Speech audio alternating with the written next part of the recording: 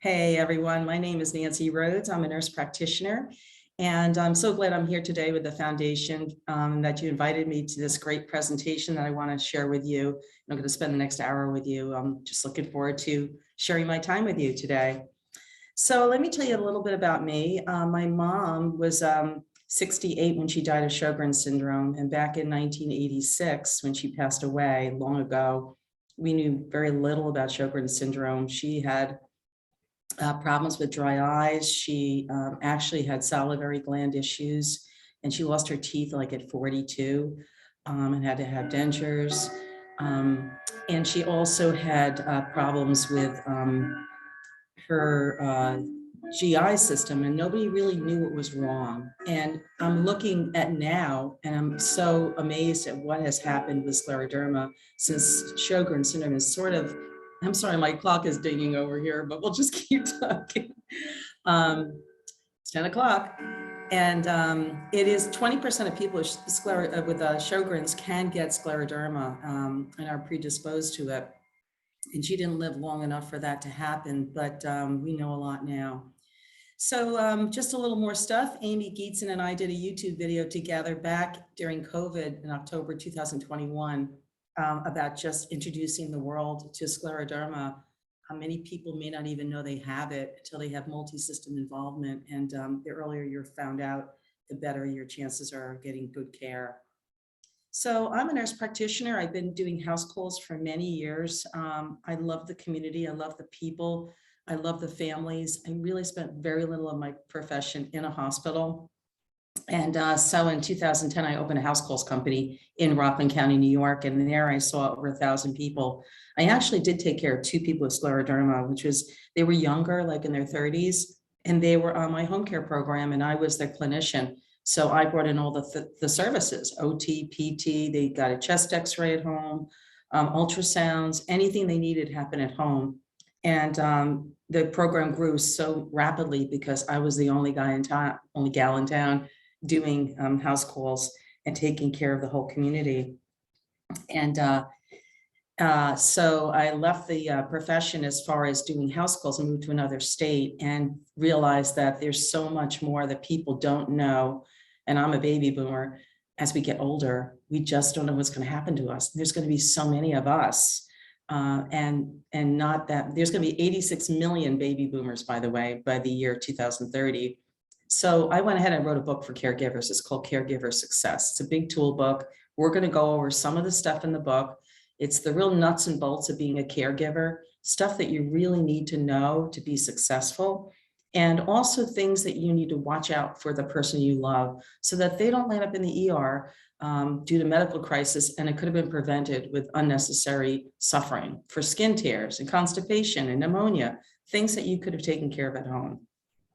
So we're going to go into that. I love to collect rocks. I just want to tell you that. I paint rocks. I walk through the woods. I make things out of bark. I love shelling and beaching, and I'm a parish nurse, so I'm involved with a healing program. So I've kind of stopped seeing my patients, but I've evolved into a YouTube channel called Caregiver Success, and also the book. And I'm feeling like the world is my community. So let's get into it. And I just want to take you through some of the slides we're going to learn today. Let me just go from the beginning. And this is very briefly what we're going to go over. There's so much we're going to go through. So hang in there with me for the next hour. We're going to talk about what is a caregiver and the signs of caregiver burnout and some survival tools that you can do to prevent caregiver burnout and some self-care tips and practices. And I know that there was a social worker, Nancy Lazaro, who talked all about breathing. And that is so big because a lot of people don't breathe. I am not a breather. I hold my breath a lot. So you definitely want to be breathing through anger, breathing through discussions with your loved one, breathing when you're grocery shopping or taking a shower by yourself and trying to regroup. It's really important to breathe, and we'll go into maybe some of that during this video. So who's a caregiver? You think because you're taking care of your mom or your sister that you're a caregiver, but you are a caregiver to yourself. We are all caregivers of someone or something sometime in our lives, and sometimes more than one person. And the caregiving role changes all the time. You could get a call, God forbid, that Uncle George just had a stroke and he's in the hospital and you're going to help the family. All of a sudden, you are a caregiver. And, people come with no instructions. We don't know what to do about a person who just had a stroke with paralysis on one side if you are not a medical person, and many people aren't. So what do you do to advocate for them and be a fearless caregiver? And how do you take care of these people so that they get the best care possible? So chronic illness, well, there's so many chronic illnesses out there, congestive heart failure, COPD, and scleroderma is one of them. And all these things that I'm mentioning in this body here are all things that we all should be doing, not just the person who has an illness. It's just important to take care of ourselves. So you could be taking care of your child with a feeding tube, or you could be taking care of your 96-year-old father on oxygen. This is caregiving with chronic illness, and you never know what the next day is going to bring. So you have to be pretty resilient. Let's do the next slide. So we're going to go through the bad stuff first, and then we're going to hit the real good stuff that make you feel hopeful. And there's a lot of hope out there. So don't give up on yourself. So caregiver burnout, one of the main things that I've seen in my patients and families is lack of energy, overwhelming fatigue, sleeping problems. They change their eating habits. Sometimes they're gaining too much weight or they're losing weight. They feel hopeless. They're withdrawing from anything they like to do. They neglect their own physical health and emotional needs, and they feel like caregiving is taking over their lives. And I'll give you a quick example of that. My friend Angela, I took care of her mother. Her living room in her little apartment was turned into a hospital room. There was a hospital bed, an oxygen tank, a nebulizer, all her medicines. The couch was taken out, and there was no place for the daughter to hide, to have space for herself, because whenever she walked into the apartment, the hospital room was right there. And Angela met me at the door, and she, since the month before, had gained probably 10 or 15 pounds. She looked worn out. She didn't get her hair cut. She had on dirty clothes. And before I even went to see her mom, I sat down with Angela. I'm like, what is up? How can I help you? So it's really important that the caregiver has the ability to, say help, or not get to that point where you are drowning and burning. So let's go on to some really important tools you can do. Oh, well, let's just finish burnout first. Sorry. Some other things I've seen is family members yelling at the patient, the person that they're caring for. They're worried about the future. They're worried about their finances. They're just not coping. They're depressed. They can't get through daily problems. They're getting headaches and they're getting sick. And all of you who know who you are, you know that this goes on. So I'm just going to take you through some tools. I don't know if any of you have ever done a PHQ-9. It is a patient health questionnaire. When I took care of people in the home, I would sit the caregiver down and I would go through these questions. Because, unless you're honest with yourself and you really talk about what you feel from the day to day, you may not even know that you've gotten to this point. So it's kind of a small screen here, but I'm just going to read to you what are the questions, because there are 9 questions.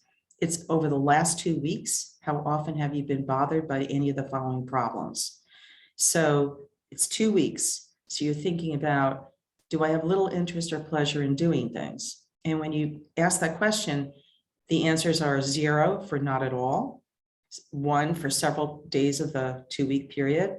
More than half of those days is a 2, and nearly every day is a 3. And you go through all 9 of these questions, and then you tally up your answer and your score. Like number 2 is feeling down and depressed. Number 3, trouble falling asleep. Number 4, feeling tired or having little energy. Number 5, poor appetite or overeating. The questions we were going on through burnout. Number 6, this is a good one. Feeling bad about yourself, or that you are a failure, or you've let your family member down, or your family. That's a really important one to really be honest with yourself. Is that a 0, 1, 2, or 3? Number 7, trouble concentrating on things such as reading the newspaper or watching TV. Number 8, moving or speaking more slowly, or you're more fidgety than usual. And 9 is the real clincher. Thoughts that you would be better off dead or hurting yourself in some way. And if that person answers 3 or anything on this line, they need instant 211 mental help right away. So you add up your scores, and we're going to go over what those scores mean here. Oops, here's the screen here. Okay, so scoring. If you score a 5 to a 9, you have mild depression. If you score a 10 to a 14, you have moderate depression. 15 to 19, moderately severe, and a 20 to 27, you are severely depressed. And those are scores that if you go to your doctor's office or you see your clinician and you see you're feeling really worn out as a caregiver, ask for a PHQ-9, or you could download this yourself online. Just Google PHQ-9, keep a bunch of them in your home, and maybe every 2 months or 3 months, do one on yourself and see if your score is changing. All right. And don't let the score get higher and higher, because it's hard to unravel problems when they've already happened. Okay. So let's go over some survival tools to prevent burnout. Okay. We're going to get to the good stuff now, because there is hope. Okay, we have to learn how to be a great caregiver. Hey, nobody gave us a Dr. Spock book when our baby was born. Well, you know, you had to learn as you went. Well, the same thing goes when mom moves in, because she doesn't come with instructions, you know. So, you know, the thing is where do I start? And to be a good caregiver, the first thing I would really recommend is get yourself a binder. Get organized. The binder can have pockets in it. And what you can do is put one for health, doctor's name cards. Then you can have one for prescriptions. You can have one for all the testing, all the diagnoses, allergies, medications, notes in the back, and carry this binder with you everywhere and fill it with papers and ask for copies of tests as you go. And you could actually, you know, continue the story. And it's the best advocacy for a person. If you end up in the ER and it's in another hospital in another state and they're not on my chart or something, you can actually pull out your binder. And believe me, the doctors and the clinicians will certainly appreciate that, because they can see that you've been on top of things, and it makes their care to the person more accurate, more safe, and better for the patient. So get yourself a symptom binder, and it's easy to make. And in my book, Caregiver Success, which I'll show you, there's ways of making it. There's tools in the back of the book that you can look up. So when you sit down with a caregiver, that person who just had a stroke or just found out they had scleroderma, you want to have a dialogue. Now you become the caregiver for this person, and you want to know what is going to be the process to take care of them. Remember that they make the decisions. Be a good listener. Remember, you do not have all the answers. For better communication, do not try to solve any problems if you're frustrated or angry. And try to be caring and understanding. Step away, do that breathing if you feel like you're about to say something that you can't take back. And before you go see that clinician, like we mentioned, also write down some questions. What's been going on? Mom's been having burning when urinating, or, you know, she's coughing more than usual, or whatever it is. And so you're going to go in. Don't get rushed. Don't allow the clinician to rush you out just because you have a little paper with a list on it. I've seen that look. You know, you're only allowed 2 questions today. You could come back next week. Just be conscious of your time, be organized, and get the job done. And also don't forget to take notes. All right. And there are some more things that you need to know about how to be a great caregiver. You know, you want to set up a care plan. When this person had the stroke or their scleroderma is getting worse, for instance, you want to make a list of all the things from getting up in the morning to the time they go to bed of their activities. And are they self-sufficient? Do they need partial care, or do they need total care? And you can go right through the line of everything. Can they get themselves out of bed? Can they make their own bed? Do their laundry? Can they toilet themselves, brush their teeth? Can they bathe? Can they wipe themselves after having a bowel movement? Put dishes away, make breakfast, put out the trash, walk to a chair, drive, exercise. There's a whole list of things that you would like to know. Can they administer their own medicines? Can they talk on the phone to their clinician and understand the call? Can they pay their own bills, regulate the house temperature, get undressed, change their undergarments? And on each of these columns, you put these exercises or activities on one side, and then on the other side, you can put partial care, total care, or independent. And if they have more than 4 or 5 things where they totally need your help, you need to know, when do you need to be there for that person? And you can revamp this care plan based on whether or not they need more care or less care. Okay. We talked about being an advocate. You know, the other day, one of the nurses, I vaccinate for a hospital in Connecticut, and one of the nurses fell out of her car, and we thought she broke her back. And she's 70 years old with osteoporosis, no family, nobody to call, no children, parents are gone. So what did I do? I went with her to the hospital. And when I got there, the doctor said, "And who are you?" And I said, "Well, I'm her friend, and I'm also her advocate." And he kind of stepped back a little bit, like, uh-oh, she's going to be trouble. But, you know, all I wanted to say is she was looped on fentanyl. They gave her IV, and she was not very coherent. And I want to make sure she got the care she needed in the CR. So that's why I was there. So being an advocate for a person is really just being there for them to pick up the pieces of things that they may not have heard. We talked about getting organized. We talked about we didn't talk about finding a great aid, but we're going to talk about that now, because that is such an important thing. If you find after getting together, and we're going to say you need to meet with family members and have a powwow about this person who's needing more care from the stroke or whatever it is, you may want to talk about getting an aid. Whoops, sorry, we'll talk about finances in a minute. So in my book on page 28, there's all these questions about interviewing for an aid. If you are trying to get an aid that you pay for by yourself, instead of going through an agency, this person is not vetted, they don't have a criminal check, all you can do is go through really astute interviewing questions. And if you know of a person down the street who had an aid for 4 years, that's a good reference if they don't need the aid anymore and they pass this aid on. You know, so be noisy, tell your friends what's going on with the person you love, so you can network with your community and try to find out how you can get a good aid. So the questions are this, like, how long have you been caring for a person in a home? When's the last time you worked? Can I have 2 references with their names and phone numbers that I can call? Have you ever worked with really ill people and bedridden people?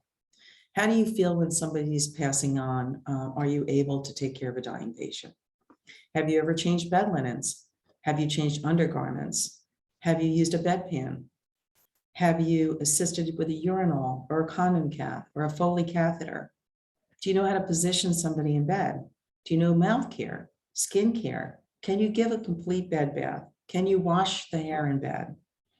Can you give the person medicine, a suppository? Can you safely transfer the person out of bed to a wheelchair? Now, all these may not be questions applicable to you now, but you know, as the person morphs and needs more care, it'd be great to have an aid that can morph with the person. But sometimes they tell me, you know, I have never done this before. This is too much. I can't do this. And I have to find a new aid for the person. Some more questions. Do you smoke? Do you drive? Do you have your own car? Do you prepare meals? Do you like to cook? What would you do if the person fell? What if they stopped breathing? What if there was a fire in the house? How do you feel about night care? Would you get up at night? How would you like about sleeping in? You know, having a room with a bathroom, but living in our house? Do you mind cats and dogs? Hey, one of my patients had pigs downstairs. I heard snorting pigs. I'm like, do you like pigs? You know, they may not have cats and dogs. They may have something else. And some other things that are really, really important is not only is it about taking care of the person's personal needs, but what about their emotional, maybe their spiritual needs? What about maybe they like to play chess and they want to teach you how so you can play with them. Maybe they like games, playing the piano. walking in the woods, history. You got to do what the person wants you to do. You can't say, well, I don't like Scrabble, so I'm not going to play Scrabble with them. If that's what they want to do, that's what you should be doing. Okay. If they are of a different ethnicity, like they're Indian or they're Latino, it may be good to find an aide, especially if the mom doesn't speak English, that speaks to her language. It saves on translation. The food is made to her liking because it's of the same cuisine. And I'll tell you what, the relationship grows really quickly when there's the same ethnicity, usually. And the most important thing I can express is, does this aide make eye contact? Does this man or woman show compassion? Can you tell when they talk to your mom or dad or family member that they actually look like they could care for them? And you will know, are they respectful and kind? That is like more than anything else, although you do have to have good skills. So those are questions I would definitely ask if you're interviewing somebody as an aide. Let's go into finances. There's so much to being a caregiver, but if you just take your time and organize and take it one step at a time, you can do a lot. And you're going to network like crazy. So long-term care insurance, is this something that we might have wanted to consider, or does the person have it already? Because you may be able to get more care as far as aid services covered. Aids are not covered.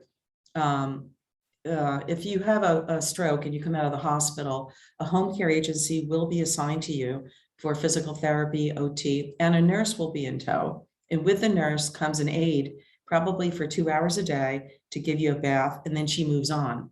And under Medicare or your insurance, as long as there's a skill, the person can come in. But once the person stabilizes at home, that aide leaves. And so in many of my families, once that aide was gone, we had to be already working way before that aide left of getting more care in the home. So we were already looking at agencies and networking for the person. And I had a lot of pools of people, and I would call up Josie and say, Josie, I need somebody in Pearl River, and she needs from 4 to 6 or something. And she would find one of her clan and they would take over. And it was so great to have networking out there. I don't know if you've heard of reverse mortgage. I did a YouTube video on my channel about, is a reverse mortgage something you want to consider? Many people live in their own homes. They stay there, and it's sometimes cheaper to stay there for the older folks. I've had people in high ranches all down the block, and there's only one woman living. She's widowed, alone, in this 9-room house with nobody else in there, paying the utility bills, the water bills, the property taxes, but there's no mortgage. So they pretty much stay put. And sometimes people get resilient and they think of getting a nursing student to move in with them that's going to school around the corner. Or maybe they have an apartment downstairs and they can have a live-in aide down there. So you have to sort of decide, if I'm going to stay in this house, how am I going to stay here and survive financially? So a reverse mortgage is where you actually take your home and you turn it over to a company that then owns your home, and you can stay in your home as long as you want, and they give you money so that you can spend it on what you want. And they're not all the same. So it's really good if you watch that video if you want to know more about that. The other thing is turning over assets. If you have a big house and you're that you have early dementia, and this is what parents and people don't think about, is the ahead game. 5 years later, if that house was turned over in the name to the title to the children or somebody they trust, they could stay in that house like they don't own it, and then they can get Medicaid sooner. I think there's like a 5-year window. It changes per state. So look into that. You may want to talk to a social worker about that, who can help you, or an elder lawyer who can assist you with that. And just so you know, in lots of states, there's things like Senior Blue Book. I mean, there's one here in Connecticut, and there's one also in New Jersey. It's full of stuff about finding home health agencies, where to find a lift chair, elder lawyers, hospitals, assisted living programs. And it's not only for seniors, because if you have a disability, you have Medicare as well, and you can get the same resources from that. So look in your community. We'll talk about some other spots that you can go to in your state to find out whether they have resources like that. One more program that I want to go over is called the CDPAP. It's just like it is, CDPAP, which stands for Consumer Directed Personal Assistance Program. It's a Medicaid program. And what's happened is that there's just not enough aides out there, home health aides. And there's not enough people that people trust. So it turns out if your family member can't work anymore because she has to be home taking care of you, she just lost her income. Well, the CDPAP program is a program that if you're able to get Medicaid, she gets paid for staying home taking care of you. It's not a lot of money, but at least it pays the utility bills and the food and whatnot. So definitely want to look into CDPAP. I'll show you a slide later of how that's spelled. And now we're going to talk about healthcare proxy, because that is a very big thing. You know, so many people do not have a healthcare proxy. The first thing I do if I find somebody who's unconscious is I look through their wallet to find out, you know, first I'll call 911, of course, but I look for one of these. They're little cards you can get. And it says, my healthcare representative is, call this number, their phone number, their name, who's the alternate, do I have a living will, where are my advanced directives located, and in which hospital. Okay, so these are really cool. Call your local office for the aging, and you could probably get one of these. And I want to show you what a healthcare proxy looks like. Come on. Let's go backward. I don't know why my screen is not, oops. Oh, let's just finish this real quick. We'll do that in a minute. We talked about networking. As soon as mom moves in, you're talking to your neighbors, you're talking to your friends, you're finding out who can help you with all the resources you need. Like I said, get noisy. We talked about the family getting together. By the way, this is where you separate the men from the boys. This is where you find out who's going to help and who's not. I have a relative who actually has a brother who's not coming down to see mom or help at all. Lives in another state, doesn't send money, doesn't call to check on her, doesn't, you know, so he's pretty much out of the picture. And unfortunately, what happens is people stop talking to family members, and there actually starts to be barriers and boundaries here, getting people off wills and all sorts of terrible stuff. So it'd be wonderful in a wonderful world if everybody gave the same amount of care to the person. I mean, I had an Indian family with 7 children, and every 3 months, the mom and dad with their hospital beds and all their equipment, because they were really elderly, were moved from one home to the other every 3 months. So everybody knew exactly what was involved with their care. And I would rotate through Rockland County and say, where's your mom and dad this month? And I would go there. You know what it did? It made everybody understand the caregiving role. They all were in it together. The family members and the parents all got to see each other as a family. It was a wonderful experience, but not everybody has that ability to do that. But it's just an idea. But if everybody chips in, it makes the job so much better for everyone. Finding a support group. I will tell you, that is so important. I'm sure from Scleroderma Foundation, your support groups are so great. I've seen them and I've been part of them. And every single medical problem now are having support groups. You have Alzheimer's Association, Parkinson's Association. You can really find a support group by calling your local agencies and saying, is there a support group for my problem or concern? And if there isn't, you could just join a caregiver support group, because many of the caregiving needs and burdens and problems are the same. So all you need to do is do that. And when you start your day, make reasonable tasks. Don't give yourself 100,000 things to do, because you're not going to succeed and you're not going to feel very good about yourself. So make it a wonderful, reasonable day. Don't expect a lot, because you don't know if something's going to happen. God forbid mom falls and now all of a sudden you're in the ER. So there blows your plan. So be resilient and flexible, and try to start your day with a little time for yourself, to start it off to get your head straight, what may be coming. So this is what a healthcare proxy looks like, just so we can show you the exact look of this thing. And actually, if you're interested in one of these, I think this is a New York health proxy. The cool thing about healthcare proxies is you don't need a lawyer. You don't have to have it notarized.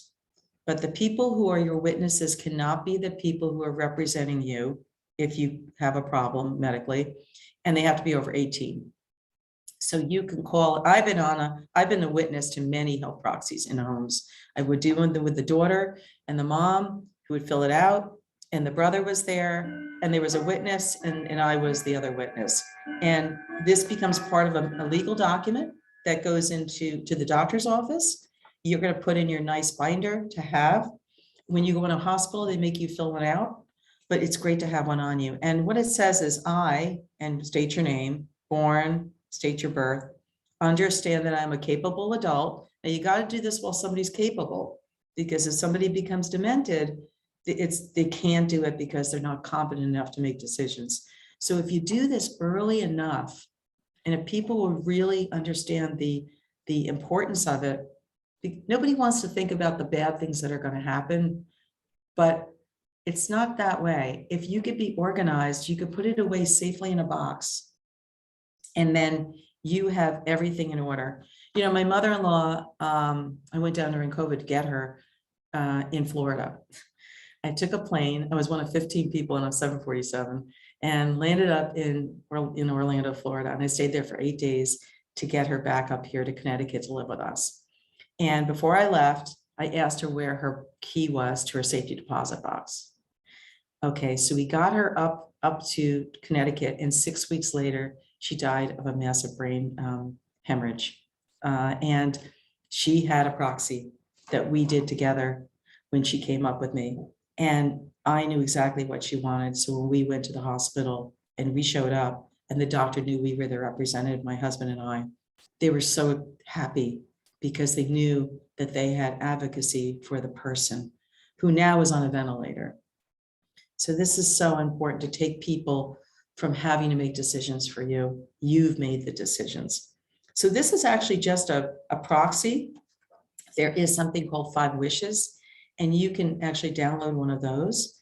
And it's more of a lay way of asking questions like artificial nutrition, what does that mean? Resuscitation, what does that mean? So just take your time and do one of those. I also did another video. I did a video with a woman from Australia who was a funeral director. And she said, people would come in and they knew nothing about what grandpa did. He was not in the Navy, he was in the Army. And what war was he in? What awards did he get and medals? And then the other thing she was wondering is talking about what your life wishes are. And she made these cards. And if you like to play cards, it was to play cards and maybe do 5 a day. There was an electronic book online. You fill in the book. One book is about mom's life. The other book was about what her wishes are. Print it, it becomes digital. Everybody gets a copy. We know what she wants. Well, my mother-in-law went off to see her kids and said, I don't want to do this with you right now. So we never got to that. But it's really a great tool because it's not scary. It's just getting to know the person because you love them and you want to spend some time with them. So check that out. So these are some of the references we went through. The Senior Blue Book I mentioned to you. You could always call your local health department. This is very interesting, and I went online and checked it out, and it's definitely legit. It's United Way 211. Little brochure. It has everything from, do you need food? Can you pay your utility bill? Do you need legal assistance? Transportation, volunteers, crisis intervention, disability services, donating food, clothing, veterans services. Check this out. You can look online for this. This is a really good thing that is probably in every state in America. Call your local Office of the Aging and Disabilities and find out how to find out services that you're able to have. Local home health agencies may not be able to help you as far as care, but they may network for you. And you know, every person you call may give you somebody else to call, but you're building your network, and that's really what you want to do. Okay, social workers are great. I found that I was a clinician and I was a social worker. I would always run out to my car and I'd find stuff on diabetes, and I found out where you could find a glucometer, and I found out where you could buy a new walker. And it was like, I was always doing all these communications for my patients because I needed to help them stay in the home. A really good site I found with the Scleroderma Foundation was the self-managed-scleroderma.com. Wonderful, wonderful site. Wow, I wish they had that for every medical modality out there. It's a tremendous site. Please check it out. They have a lot of PDFs there for how to avoid burnout, guilt, grief, resentment, written by a social worker. And those are so important because you want to navigate for yourself. You know, being selfish as a caregiver is not being selfless, and it's not being self-centered. Being selfish means you put the oxygen mask on you on the airplane first. Yeah, there's a little boy sitting next to you and you're like, oh, but I should do it for the little boy. Well, you can't take care of the little boy if you passed out. So you got to put the oxygen mask on you and then put it on your mom or your family member. So that means taking time out for you. I don't remember what's on the next slide, but I guess we're getting to that. That's exactly what we're going to do. Put the oxygen mask on you first. And, you know, if you stop having the I can do everything mentality, you won't burn out. Oh, I don't need your help. It's okay. I can manage. Oh, thank you very much, but I'll figure that out myself. Oh, if somebody says, let me go grocery shopping for you, what do you need? And it's your neighbor. Let them go grocery shopping for you. How cool is that? You know, try to get the help where you can. Ask for help. It's not bad. And we talked about learning to be selfish. So I had this friend, Liz, and we all had kids. And she would say, Nancy, I can't see you today. I got to go get my nails done, and then I'm going to go sit in my jacuzzi. And I was like, well, la-di-da, good for you.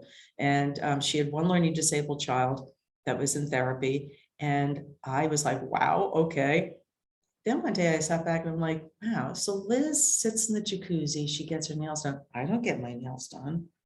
I don't sit in a jacuzzi. What do I do for myself, just for me, so that I'm a better mom or a better caregiver, taking care of all these people out there?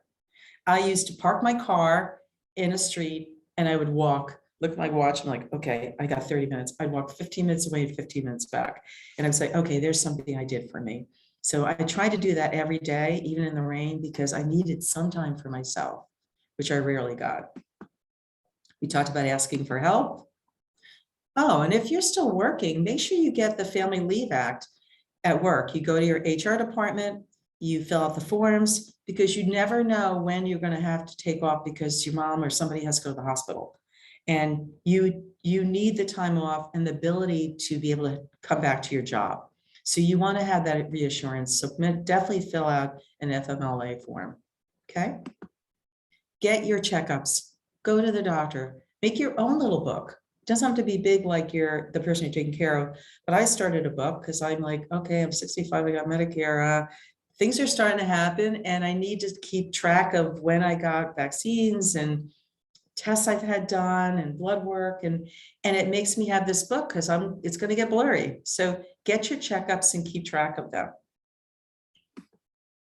Keep your friends. Now, this is where you may find out that some of your friends don't quite understand. When you become a caregiver and you can't meet for lunch anymore, maybe they want to come over to your house and meet you, but you can't go out to a restaurant because you have a mom with Alzheimer's, and they don't quite understand because they're still traveling to Europe. You know, you may have to make some new friends that understand you, maybe from your support group. I have one group of friends that all hung out together, 4 women that still stay in touch after all 4 husbands had passed away. And they're like a sisterhood. They are their true friends. They really got each other, and they stayed in touch for that reason. If you really need time out, consider respite care. Talk with a social worker, talk with the health department, find out if there's respite through Alzheimer's Association or the associations you're involved with. Get time to go away. And wow, oh, wow, keeping your identity.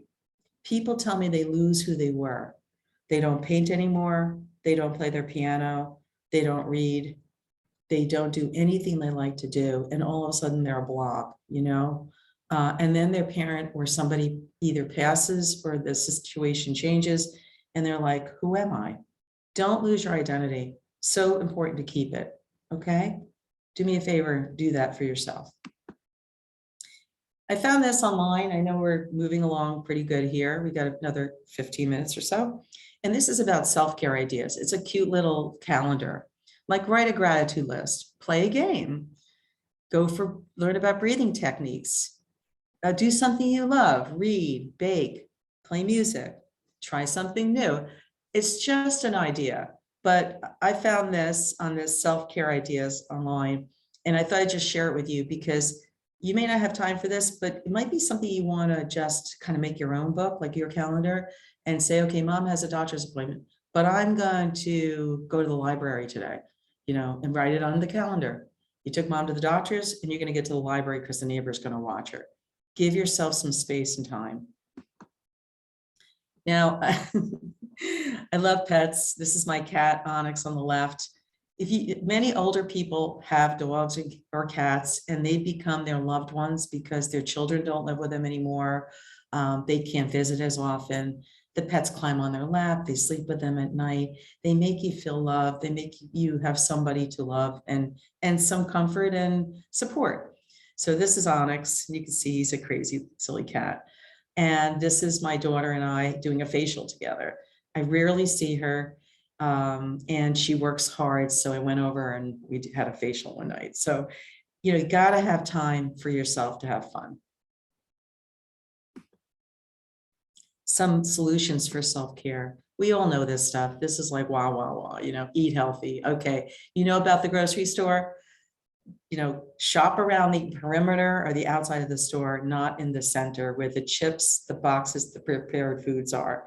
You know, get HelloFresh or I do Misfits Market, you know, things that you can do that actually gives you healthy food and you may not have to even go to the grocery store.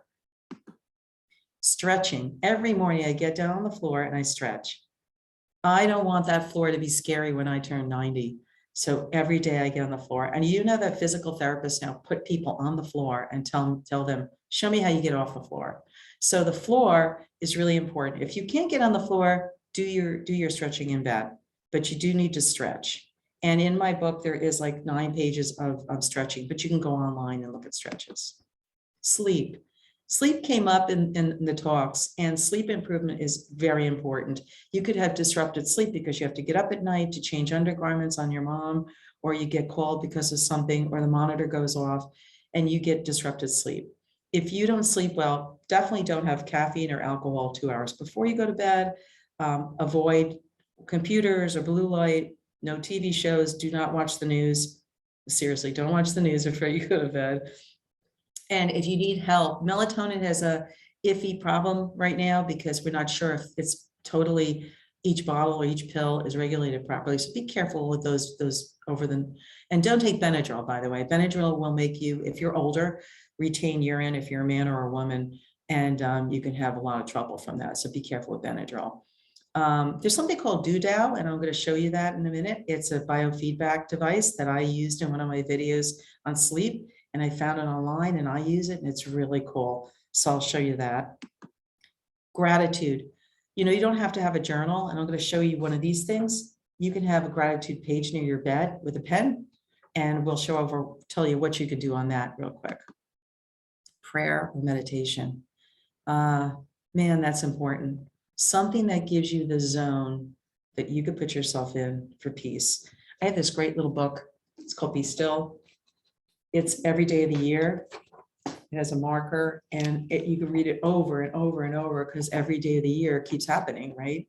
Hopefully, as the world goes round, you open it up, it tells you a passage from the Bible, it talks about it, it gives you a lot of hope, and it gives you some plans for the day. And it's like a start with the stretching.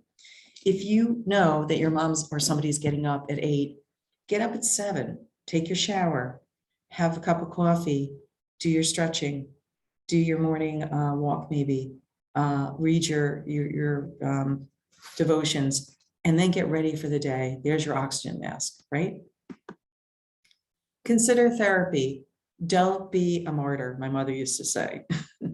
If you don't feel well mentally and you feel hopeless, you may or should get therapy, because the therapist can also help you find solutions to the problem. And that's really important, that you realize that you do need help. We talked about alcohol and smoking.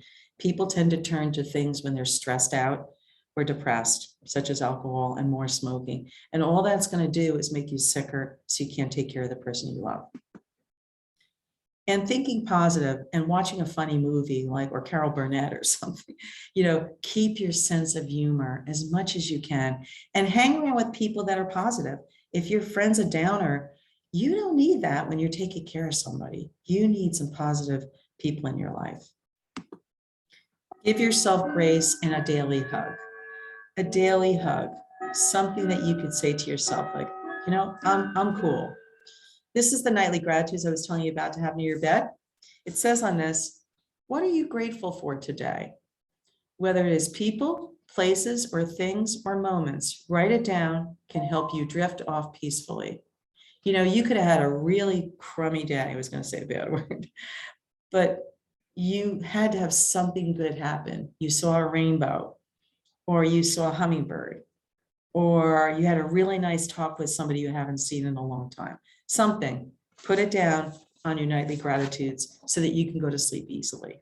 And if you want a copy of this, I can send it to you. I'm going to give you my email address at the end, and you could definitely call me, or I'll give you my phone number too, or I'll send you some of these slides if you'd like. And this is the Doodle. It's a blue light. This is to help with sleep. It lights up on the ceiling, and with every breath you take, the circle gets bigger and smaller with the breaths in and out. It's so mesmerizing and so serene. It's on an 8 or a 20-minute cycle, 20-second cycle, and then the light goes off, and then it goes on again. I should say minutes. It's an 8-minute program or a 20-minute program, depending on how long you need to fall asleep. Okay. So as a caregiver, you need to know how to set limits, right? And that may mean saying no.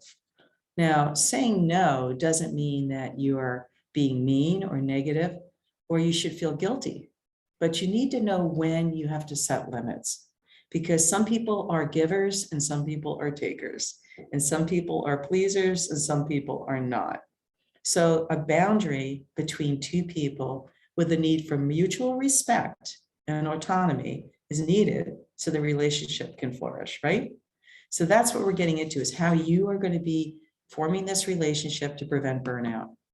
The caregiver needs to admit that a situation needs change. Okay, let's say I can't get you to down the stairs every time, Dad. We're going to have to make a change.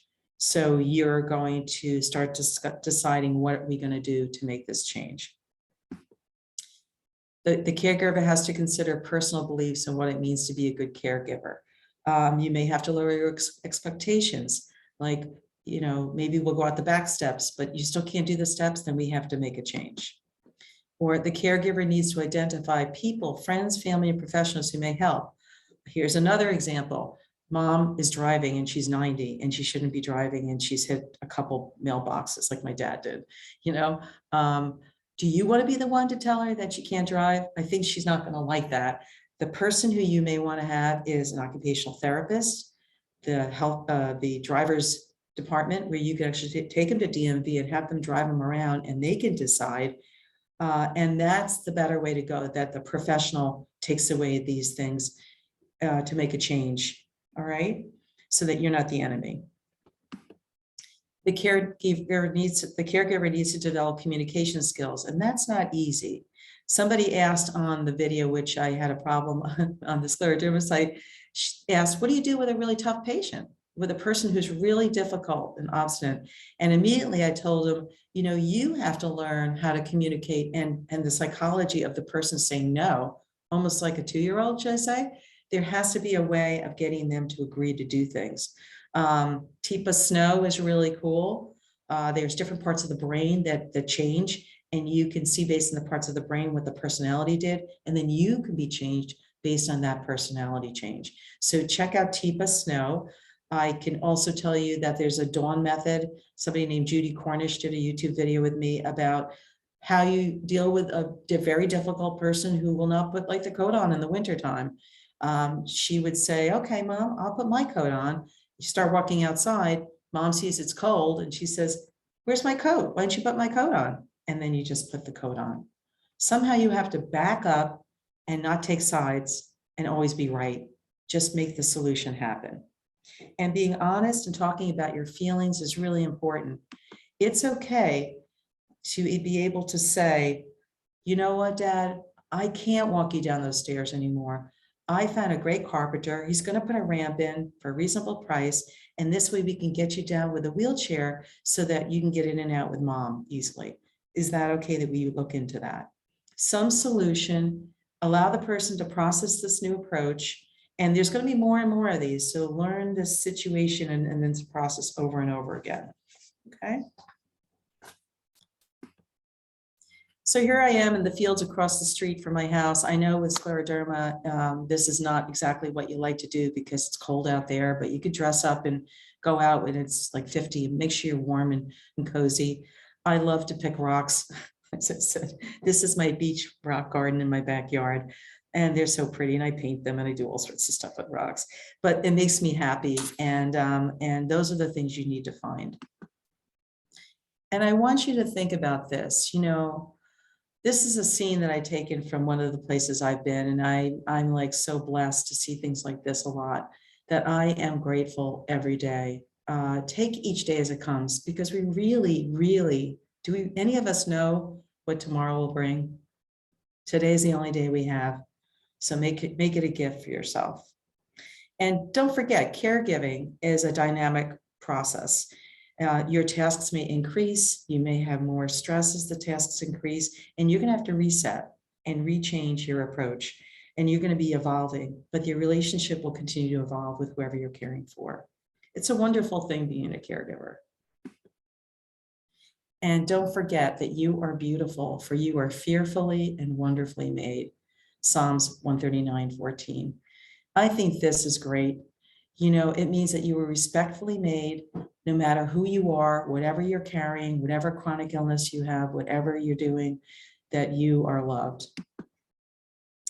And here are some links for you, some information. This is my channel, Caregiver Success. I'd love for you to come visit me and check out some of my videos if you like. The toolbook is an ebook as well. You can get it on caregiversuccess.com. And if you'd like to look for healthcare proxy form by state, this place called Form Swift is really cool. It has blanks. You just fill in the blanks by state and you print it and it becomes a legal document because every state's a little different. So you want to check that out.